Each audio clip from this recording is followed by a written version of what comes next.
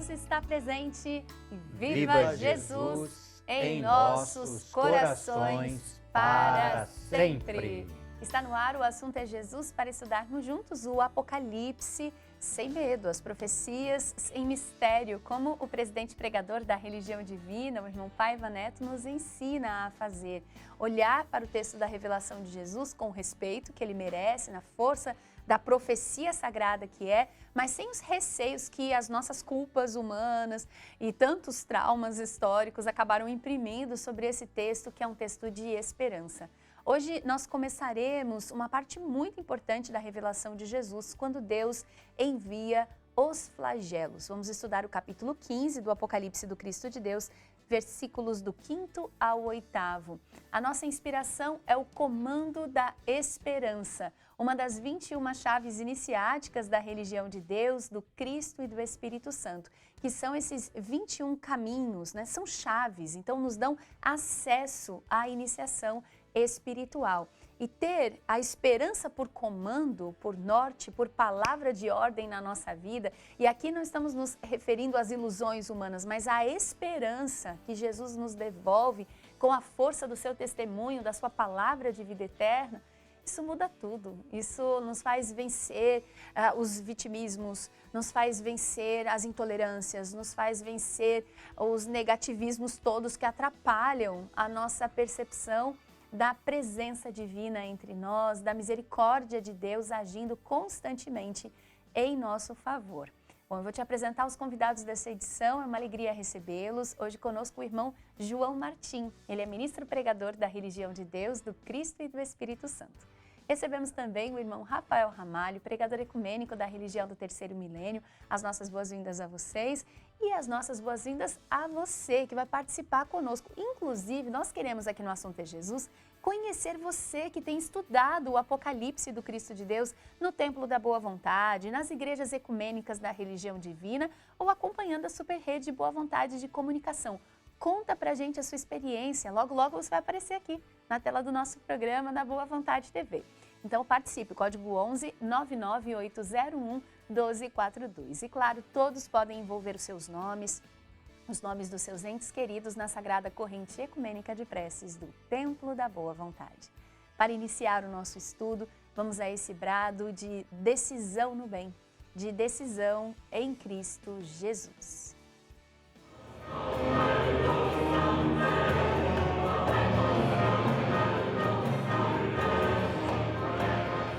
Quando o assunto é Jesus,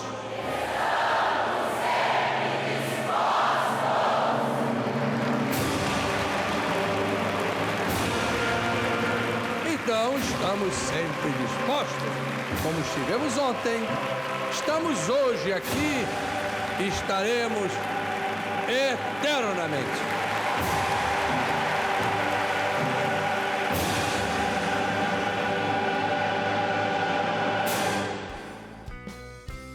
Essa disposição no bem nós vamos renovar agora. Você que tem o livro Somos Todos Profetas, aproveite essa oportunidade. Quem não tem ainda pode receber pelo clubeculturadepaz.com.br na sua casa, porque este livro traz, além de inúmeros esclarecimentos sobre as profecias do Apocalipse, a íntegra do texto da Revelação. E na página 412 encontramos a passagem Deus envia os flagelos, que estudaremos juntos agora no Assunto é Jesus.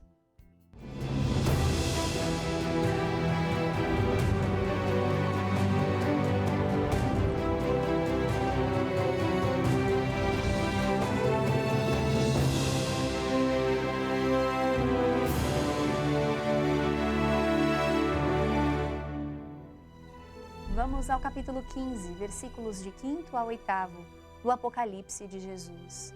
Em espírito e verdade, à luz do seu novo mandamento. Amai-vos como eu vos amei. Somente assim podereis ser reconhecidos como meus discípulos, como está no Santo Evangelho segundo João, capítulo 13, versículos 34 e 35.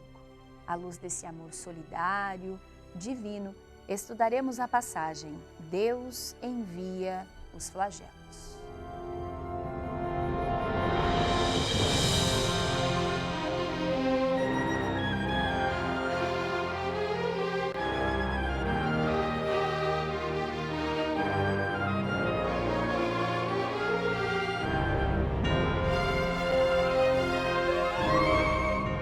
João, o evangelista profeta, no Apocalipse de Jesus.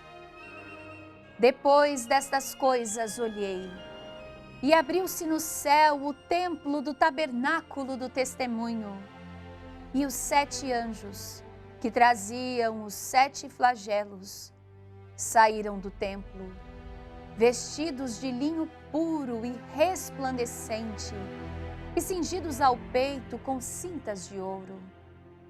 Então, um dos 4 seres viventes deu aos 7 anjos 7 taças de ouro, cheias da cólera de Deus, que vive pelos séculos dos séculos. O templo se encheu de fumaça procedente da glória de Deus e do seu poder, e ninguém podia entrar no santuário enquanto não se cumprissem os 7 flagelos dos 7 anjos.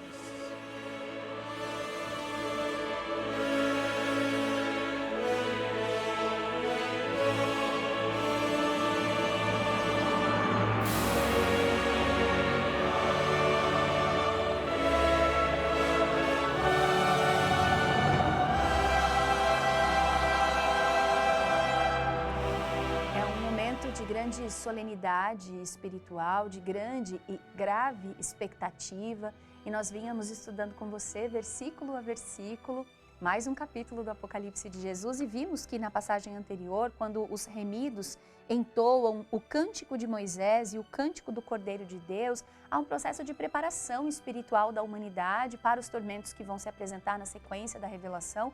Tormentos não impostos por Deus, não são pragas divinas, né? Nem seriam divinas se fossem pragas, né? Isso tem muito mais a nossa cara, né? Os seres humanos, né? Muito movidos por revanchismos e personalismos. Deus não é nada disso. Então a gente viu aqui, inclusive no testemunho desses remidos, desses que são conquistados pela autoridade do amor e passam a entoar esse amor na força da sua decisão pessoal por Deus, a gente viu que mesmo nos dias mais sombrios da terra, permanece sempre agindo, irmão Rafael Ramalho, a misericórdia de Deus, manifesta inclusive nas suas criaturas, né, que dão testemunho do amor que têm recebido. Isso é muito importante para a gente não se desesperar nos dias piores, né?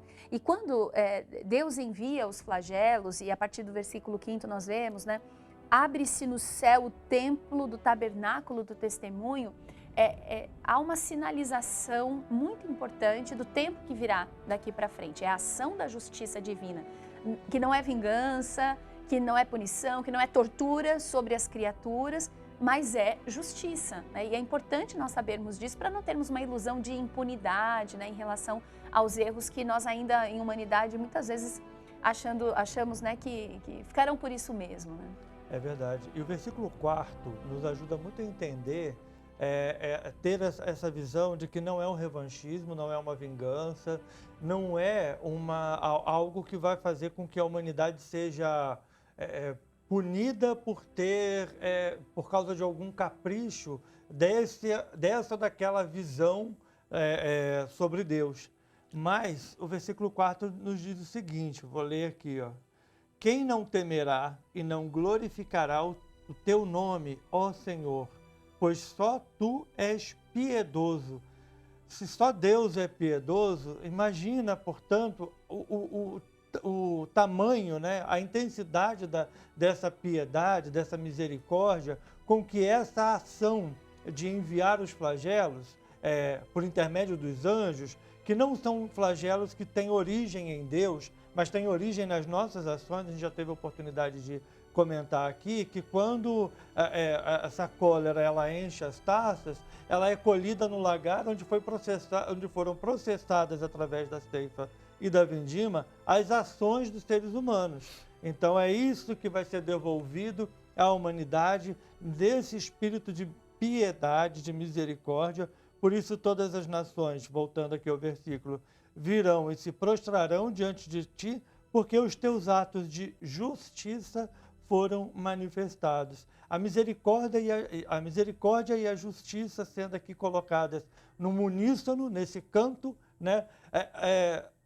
preparatório a uma ação que vem do céu, do mundo espiritual, ou do que há de mais elevado eticamente, para nos mostrar que o Apocalipse não está tratando aqui de uma desgraça que sobrevirá sobre a humanidade por determinação divina, mas sim daquilo que é consequência das ações humanas, porque Deus, por justiça a todos aqueles que cumprem a sua parte, seu dever ético, cidadão, não pode deixar o mundo virar bagunça. É verdade. E é até interessante a gente pensar que essa justiça, ela terá uma manifestação, digamos, operacional, concreta, né? Uma disposição que nasce de um templo, né? É curioso isso, porque diante de todo esse testemunho que os remidos dão, abre-se espiritualmente esse canal, irmão João Martim.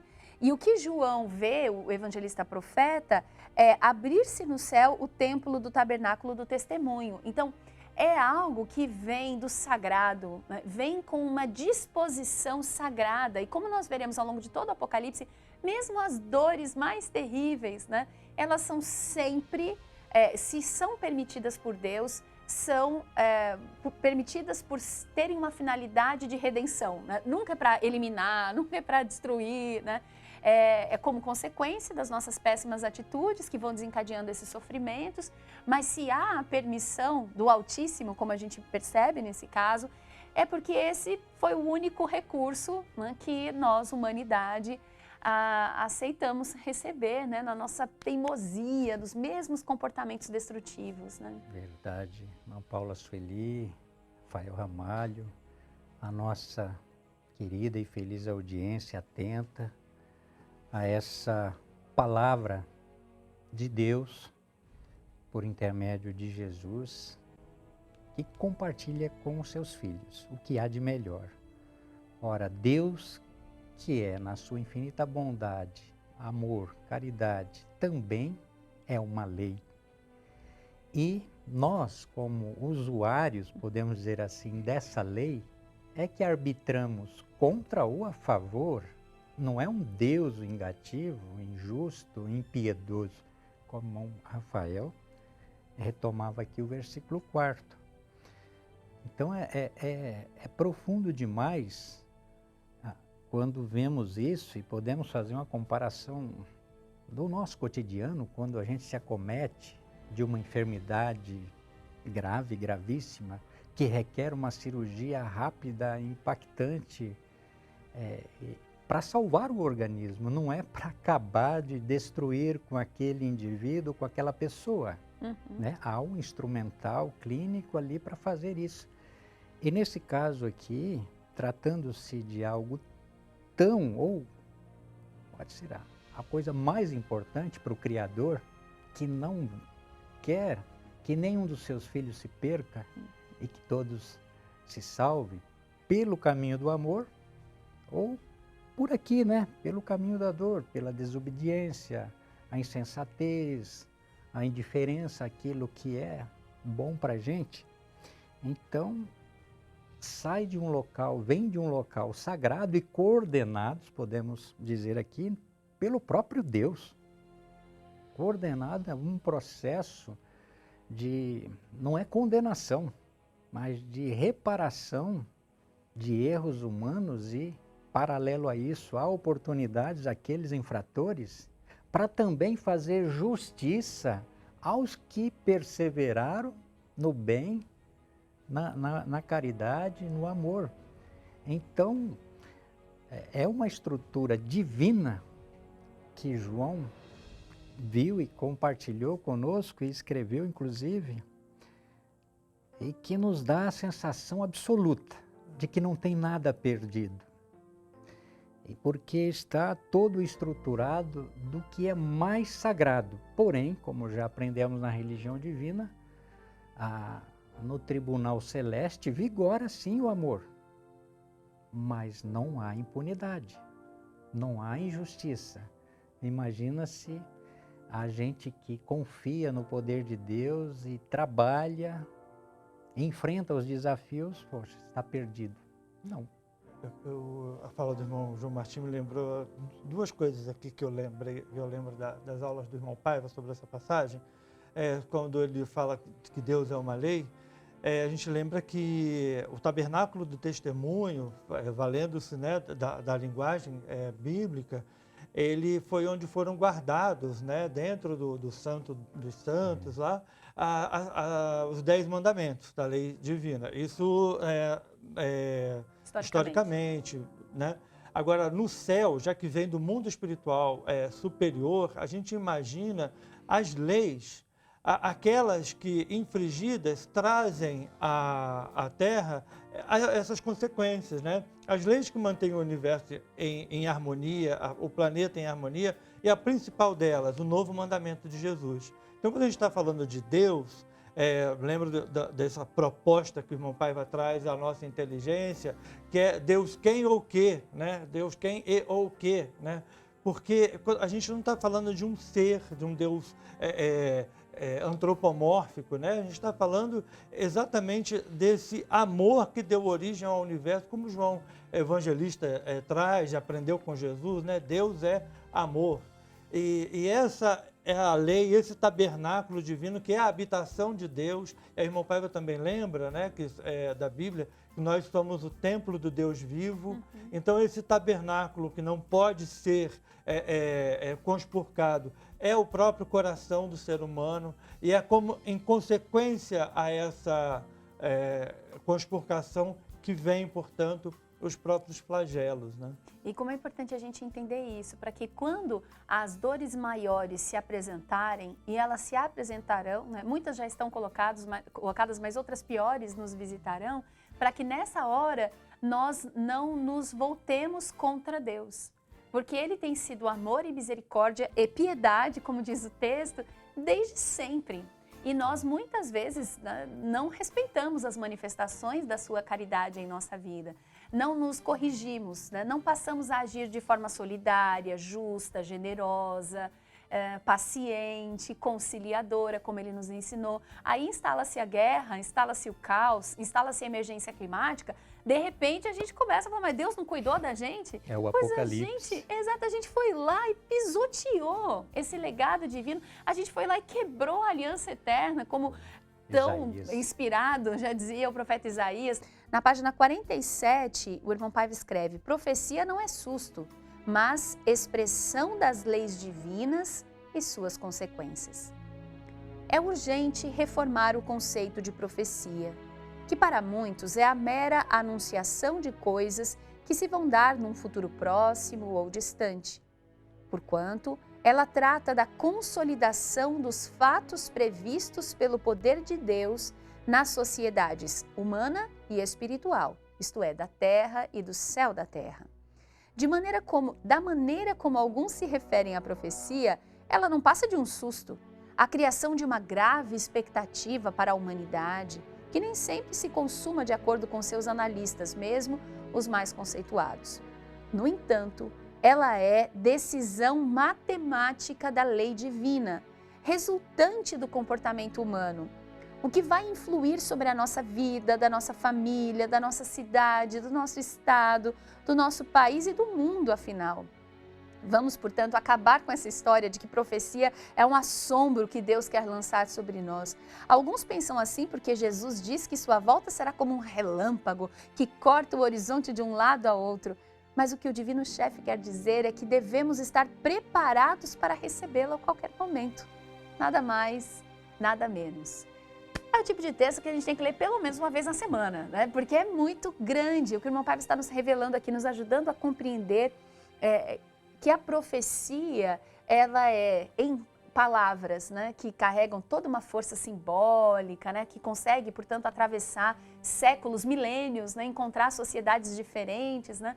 Mas ela é esse retrato matemático das expressões na vida social, seja ela material ou espiritual, né, das expressões que são uma consequência das nossas escolhas. Então, nós, como indivíduos e como coletividades, temos feito tantas escolhas da mesma espécie que elas vão se estruturando como consequências muito profundas e que Deus tem a generosidade de anunciar com a devida antecedência para não vivermos no escuro. Então, Nós não devemos, irmão Rafael, viver com medo das profecias, nem mesmo dos flagelos, né? Que nós chegamos a esse ponto do texto do Apocalipse, é um ponto que muita gente teme, né? Fica meio inseguro na hora de tratar. Mas o objetivo, na verdade, da profecia é acabar com o medo, é acabar com o mistério, é falar conosco às claras, né? É verdade, nos anunciar a respeito das consequências das nossas atitudes. É quando o poder de Deus se mobiliza para isso, é porque ele já mobilizou também tantas outras coisas, né? Tantas outras formas de nos fazer a atenção para o amor, para a fraternidade, a solidariedade, a justiça, né? Então, é como um último recurso, né? Uma chamada de atenção como um último recurso. E aí, quando esses flagelos eles saem do templo, do tabernáculo, do testemunho, esse testemunho é também algo muito importante, porque o que dá testemunho de Deus para a humanidade? Né? Senão, conforme Jesus próprio diz, que o que testifica dele são as suas obras, e o próprio Deus que testifica dele, lá no Evangelho segundo João, e o testemunho que a humanidade tem dado é justamente a destruição da própria natureza. Né? O que estamos fazendo com o ar, o que estamos fazendo com as matas, com as coisas que Deus nos deu por testemunho de sua bondade. E aí vem as consequências disso para a humanidade toda, não é mais para um terço, para um quarto, é para a humanidade toda, porque é a consumação da cólera de Deus, né? A consumação dessa justiça que vem em tal intensidade como uma consumação que nós enxergamos como cólera, né? Mas não é cólera de fato, né? É a mesma coisa que dizer assim, o mar tá bravo. O mar tá bravo. Não, gente, né? Eu digo assim, no dia a dia, né? Se a gente vai na praia, assim, nossa, o mar tá bravo hoje. Não, ele tá lá cumprindo os seus ciclos, né? Mas a gente, sei lá, leva uma onda assim, de repente, a gente acha que é pessoal, né? Então é a nossa imaturidade. Por isso que a gente tem que crescer, como o irmão Paiva está dizendo aqui, irmão João Martim, na maturidade da nossa compreensão da lei de Deus, né? Com certeza. Ação e reação, atitude e consequência, causa e efeito o tempo todo. Eu não vou colher bons efeitos se a minha atitude, a minha ação, o meu comportamento, enquanto criatura de Deus, compreendendo nesse princípio, está fazendo. E na página que a irmã Paula Sueli trouxe, página 47 do livro As Profecias Sem Mistérios, o irmão Paiva, num dado momento, ele vai dizer, fazendo essa analogia da profecia. Ele diz, no entanto, a profecia, é decisão matemática da lei divina, resultante do comportamento humano, o que vai influir sobre a nossa vida, da nossa família, da nossa cidade, do nosso estado, do nosso país e do mundo, afinal. Enfim, o livre-arbítrio é um dos talentos, é uma das bênçãos mais sagradas que o Pai confia a um filho. No caso do Pai Celestial, não tem palavras. Agora, temos que dar conta desta liberdade. Esse poder, né? Até porque liberdade sem fraternidade, sem amor, é condenação ao caos. Aprendemos na religião divina. Então o tempo passa, o irmão Rafael aqui lembrava que Deus é tão bondoso, tão compassivo, misericordioso na sua condição de pai desta humanidade, ainda inconsequente, boa parte ou grande parte, que ele usa até os últimos recursos. Sim. De forma impactante, sim, mas para salvar, não para acabar com o que resta de bom ainda na criatura. Então a gente vai parar nesse ponto, mas para retomar desse ponto, né, e continuar percebendo essa manifestação de misericórdia e quanto ela está nos ensinando e fortalecendo a nossa relação com Deus. Hoje aqui no Assunto é Jesus, estudamos a passagem Deus envia os flagelos. E aqui no versículo 6 desse capítulo 15 do Apocalipse de Jesus encontramos: e os 7 anjos que traziam os 7 flagelos saíram do templo vestidos de linho puro e resplandecente e cingidos ao peito com cintas de ouro. Aqui nós temos muitos elementos que atestam a autoridade, a grandeza espiritual, né?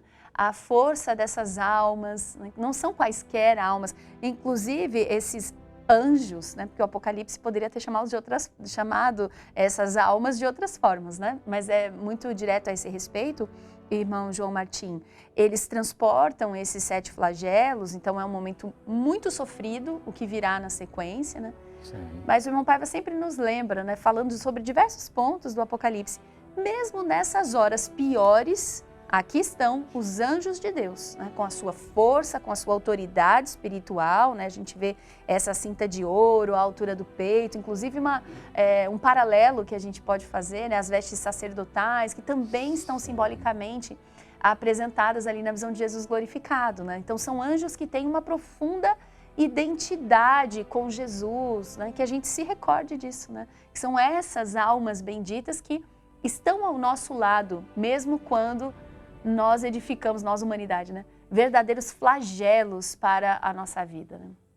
Perfeito, irmão Paula Sueli e aqueles que nos acompanham atentamente a esse estudo. Imagina, o anjo da guarda designado a cuidar de cada um de nós, um ou mais, dependendo do tamanho da missão que o espírito assume enquanto encarnado, ele sofre quando erramos. Também junto com a gente, se alegra quando a gente acerta. Agora, imagine numa concepção planetária, que é o caso aqui, né? Sim. De um encerramento de um ciclo, e esses anjos designados por Deus, numa esfera absolutamente sagrada, e esses anjos com essa autoridade, por você destacada, né? Trajando aqui uma vestimenta resplandecente, linho finíssimo e puro, com essa cinta de ouro, altura do peito, ali para cumprir uma grave missão, né? Mas muito importante, com o conhecimento, a habilidade, o espírito de bondade, de fazer a reparação, né, interceder ali num erro que não pode mais continuar, tem o seu fim, mas também preservando o que é mais sagrado na criatura humana e espiritual. A sua essência, vamos dizer assim, vai ser abalada quando erramos gravemente? Sim, o espírito e o anjo da guarda que nos acompanha sofre também, mas ao mesmo tempo respira e diz, meu Deus, estancou, entre aspas, a hemorragia. Alguém que se fere e tem que rapidamente, o primeiro socorro é estancar a hemorragia para que o sangue pare de sair. E depois os próximos procedimentos vêm ao seu tempo.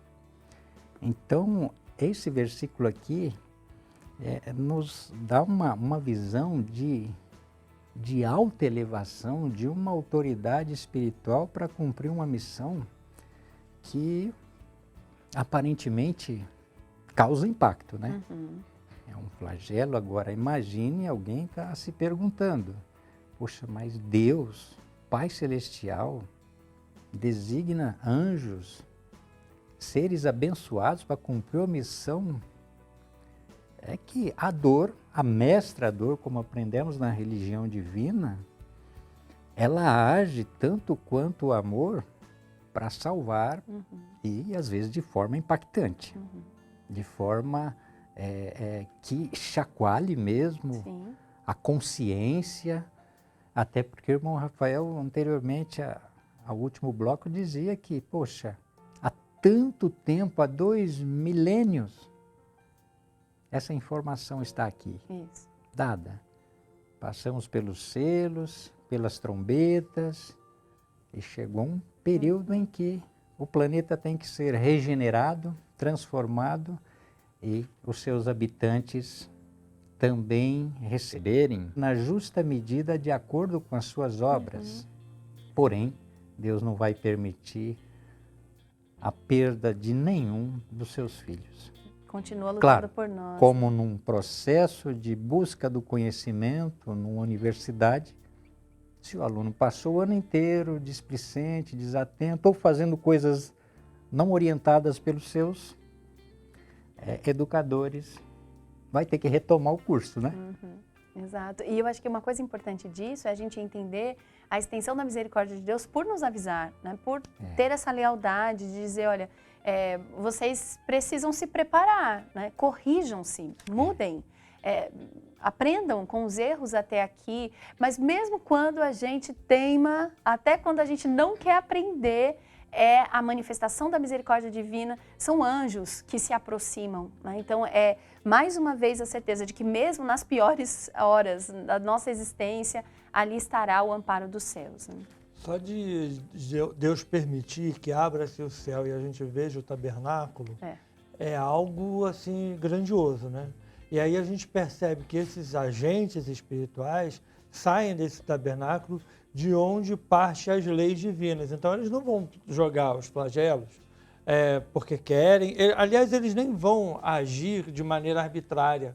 Eles vão seguir um planejamento. E é um planejamento de acordo com a lei do Apocalipse, que dá a cada um de acordo com as nossas próprias obras. Eles vão seguir essa lei divina.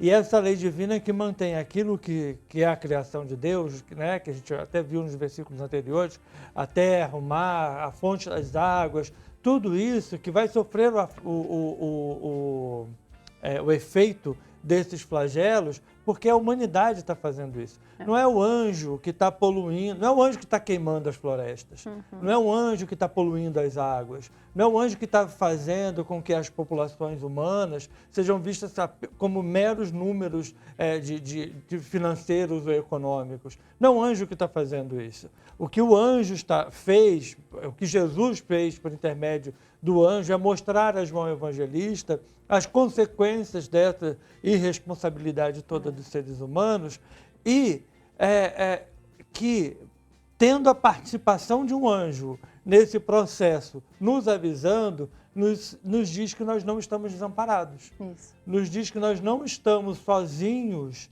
nessa... quando a gente quer voltar à prática das primeiras obras, como diz a primeira igreja do Apocalipse, né? A gente vai ter ajuda. A pedir ajuda, a ajudar, né? Então, o anjo ele vai derramar sim, porque ele vem cumprindo um planejamento divino. Mas não é ele que provoca as consequências. Porque aquilo que o anjo derrama sobre a humanidade é o resultado, o processamento daquilo que a gente já fez. E o irmão Paiva deixa isso muito claro quando ele traz, por exemplo, nos artigos que ele fala sobre a camada de ozônio, nos artigos que ele fala sobre os flagelos, ele deixa muito claro. Não é a responsabilidade do anjo o que acontece na Terra, é nossa. Né? Isso, e é maravilhoso que mesmo abusando do nosso poder sobre a nossa vida e sobre o nosso destino, porque em nome disso a gente tem machucado as pessoas, machucado a gente, machucado o planeta, mesmo assim Deus nos manda esses anjos para que nós possamos buscar ajuda na medida em que despertamos, temos esse auxílio para nos levantar moralmente. E para entender uma coisa que é importantíssima, o irmão Paiva fala tanto, o governo da terra começa no céu. A gente voltar a nossa mente para isso, a gente vai entender quais são os estatutos que fazem com que a gente sobreviva a tudo isso que a gente criou. Inclusive que a gente tenha o hábito, ao tomar as decisões da nossa vida, sejam em âmbito pessoal ou coletivo, de buscar a inspiração desse mundo espiritual superior, né? Porque muitas vezes a gente está orientado pelo medo, pela ganância, pelo imediatismo, né? Por tantas coisas que são perigosíssimas, né? Que nos traem dali a 2, 3 passos. O senhor ia falar? Sim. Eu estava aqui imaginando essa taça da cólera de Deus, que não é a vingança de Deus, e sim a justiça dele intercedendo de uma forma cuidadosa, zelosa, para extirpar o que não é bom na criatura, que é a origem divina, da qual somos originários. Imagina alguém pode imaginar, meu Deus, mas uma taça sendo jogada em quem já está ruim. Eu imagino que um dos elementos fluídicos que vem nesta taça é o impacto ao ser infrator ou culpado, entre aspas, qual seja a palavra mais adequada, ele volta em si à primeira caridade, ao arrependimento, e retoma o curso da sua agenda espiritual, seja nesse plano físico ou no mundo espiritual. Então, a gente imagina que é um elemento divino, fluídico, que elimina o que não está bom no organismo, um medicamento, e faz com que a gente retome o curso a partir de onde a gente parou, voltando à igreja em Éfeso, né? Que ressalta a primeira caridade. Volta à prática das primeiras obras. Isso. Né? Porque o irmão Pai mesmo prega nas suas lições que o reino de Deus vai se estabelecer no planeta Terra? Sim, que é uma profecia do próprio Cristo que criou o planeta por ordem de Deus.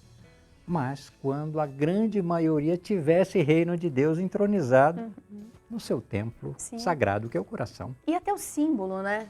O símbolo ser uma taça, né? Então, é um objeto que aqui tem toda uma celebração litúrgica, né, que o envolve e tudo mais, mas essa coisa daquilo que é preenchido, daquilo que se enche, né, e que está dialogando muito com os símbolos anteriores do Apocalipse, porque é um processo de revelação que vai dizendo, olha, muito foi tentado, muitas foram as advertências, e a humanidade segue teimosa nos mesmos hábitos que vão enchendo essa taça, ou seja, há um momento em que a maldade transborda.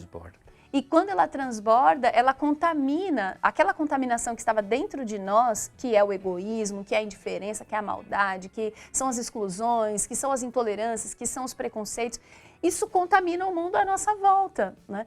Então, essa percepção é muito importante, especialmente quando associada a essa compreensão de que nessas horas em que as taças transbordam, né, e que esses anjos aqui, simbolicamente, as transportam, então, fazem esse conteúdo que nós mesmos, humanidade, colocamos lá dentro, descer até nós, esse momento, um momento de reparação da nossa própria consciência, ele tem a vigilância dos anjos de Deus. Na página 192 do livro Somos Todos Profetas, o irmão Paiva nos fala da importância de reconhecermos o auxílio amigo dos anjos de Deus. Ele escreve assim: sob qualquer pretexto, jamais devemos abrir mão do auxílio magnânimo dos amigos do mundo espiritual supremo, os quais muitos apropriadamente chamam de anjos guardiães. Daí a revolução mundial dos espíritos de luz. Aliás, na verdade, concreto é o espírito, não querendo afirmar que o corpo, sua vestimenta, deva ser criminosamente desprezado. Ensinam os mais velhos que saco vazio não se põe de pé. Tenhamos, pois, o equilíbrio como objetivo. E aqui está um elemento muito importante para o nosso esclarecimento, porque essa aliança com o mundo espiritual superior, o reconhecimento dos anjos de Deus na nossa vida, precisa vir acompanhada, irmão Rafael, da nossa consciência de que somos seres espirituais e precisamos passar a agir sob critérios espirituais, não apenas guiados pelo imediatismo, né, que o materialismo acaba nos sugerindo o tempo todo. Né? Eu fiquei reparando, por exemplo, no contraste que tem entre esse anjo com vestes resplandecentes, cintas de ouro à altura do peito, a taça que é de ouro, vem do santuário, e aí, com as mazelas que os seres humanos, firmados apenas na percepção de que é matéria e não no conhecimento de que é espírito, o que tem sido feito. E o quanto a humanidade poderia avançar a partir do conhecimento de que é espírito, de que a mesma natureza desses anjos a constitui. Isso. Né? O quanto que a gente... E que, por exemplo, esse acesso ao mundo espiritual, ele não é negado, né? Ele não é negado por Deus, por Jesus, mas a gente por achar. E é por isso que a gente acha tanto que é maldade de Deus, porque a gente está muito apegado a tudo isso que acontece na humanidade, que é sofrível mesmo. Mas fomos nós que fomos construindo. Agora, o que Jesus nos revela ao mostrar um anjo, aliás, um anjo, inclusive com elementos que nós valorizamos, porque quando fala da cinta de ouro, né, faz a gente perceber pelo valor do ouro quão valorosos devem ser os anjos. E ele é tão misericordioso que ele entra na nossa mentalidade para nos fazer subir a deles, né? E aí, quando a gente percebe esse valor que é espiritual e não material, a gente consegue saber o quanto de dignidade espiritual que a gente obtém se aliando ao mundo espiritual. É o que o irmão Paiva nos convida aqui. É a gente perceber que nós estamos corpo, que deve ser valorizado, mas somos espírito acima de tudo. Portanto, temos também estreita ligação, se quisermos, com esse mundo espiritual elevado. E nos próximos programas em que nós vamos estudar essa passagem, né, nós vamos continuar refletindo sobre isso, porque essa consciência de sermos seres espirituais nos ajuda a compreender de forma muito mais clara as advertências que vêm em seguida e até, sem desespero, encarar o sofrimento que o capítulo 16 vai revelar, né? Então, para que saber desse sofrimento? Para que a gente possa se preparar, corrigindo o nosso comportamento para evitar tanto quanto seja possível, mas também para fortalecer a nossa alma e suportarmos aquilo que já não pode ser revertido. Jesus tem essa lealdade, né, de nos dar tantas oportunidades de redenção e de mudança do destino, quantos o nosso coração possa sonhar, e mesmo quando essas infinitas oportunidades, né, sejam desrespeitadas por nós mesmos, Ele ainda nos dá forças para suportar aquilo que a gente, né, precisa viver por conta da teimosia, na maldade, né? Bom, já a gente fala sobre essa sequência do estudo, mas antes a gente vai passar a palavra para a nossa audiência, porque tem muita gente estudando o Apocalipse de Jesus a partir das aulas que o irmão Paiva nos apresenta ao Simples de Coração. É o caso da irmã Elza Brunholo Ricciardi, de Curitiba, no Paraná. Me chamo Elza Brunholo Ricciardi, sou de Curitiba, Paraná. Deus está presente.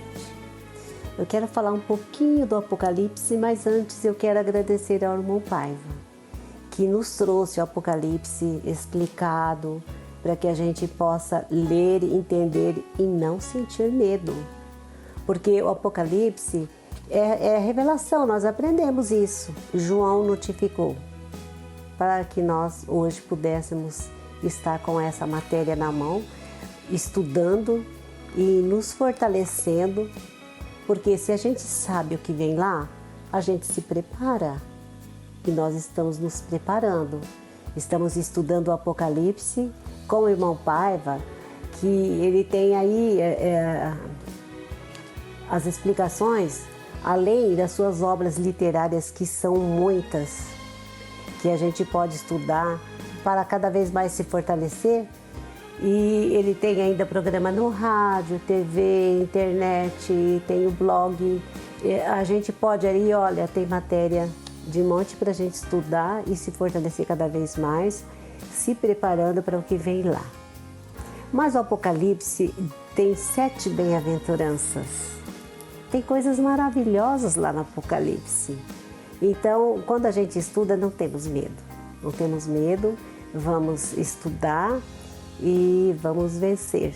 Vamos vencer com o cavaleiro do cavalo branco, que saiu vencendo para vencer. Está lá no Apocalipse coisas maravilhosas. Nós temos que estudar muito ainda para compreender tudo. Mas estamos estudando e quero te agradecer, irmão Paiva, porque se não fosse pelo Senhor, a gente não estaria hoje assim, fortalecido e ajudando as pessoas, porque não adianta nada estudar, conhecer, ter alguma sabedoria, mas não fazer nada.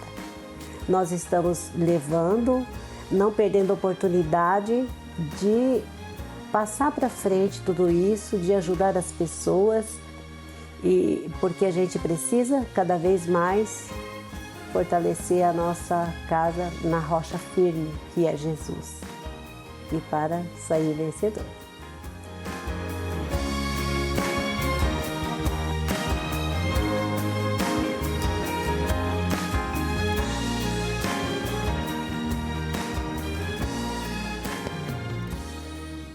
O Muito bem, irmã Elza Brunholo Ricciardi de Curitiba, no Paraná, muito obrigada por esse conteúdo maravilhoso e que nos dá a oportunidade de convidar a todos para que participem dos espaços de estudo do Apocalipse de Jesus no Templo da Boa Vontade e nas igrejas ecumênicas da Religião de Deus, do Cristo e do Espírito Santo.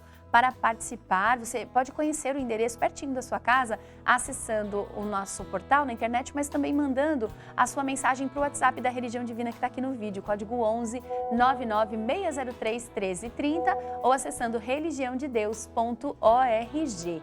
E há uma oportunidade maravilhosa que a Super Rede Boa Vontade de Rádio nos dá todos os dias, que é a oportunidade de acompanhar em sequência as aulas da série O Apocalipse de Jesus para os simples de coração. O irmão Paiva nos trazendo a força da revelação de Jesus, todos os dias à meia-noite, às 5 da manhã, às 11 da manhã, às 18 horas e às 21 horas. E você também pode acompanhar esses capítulos pelo aplicativo Boa Vontade Play. Muitas oportunidades de conhecer a revelação do profeta divino Jesus.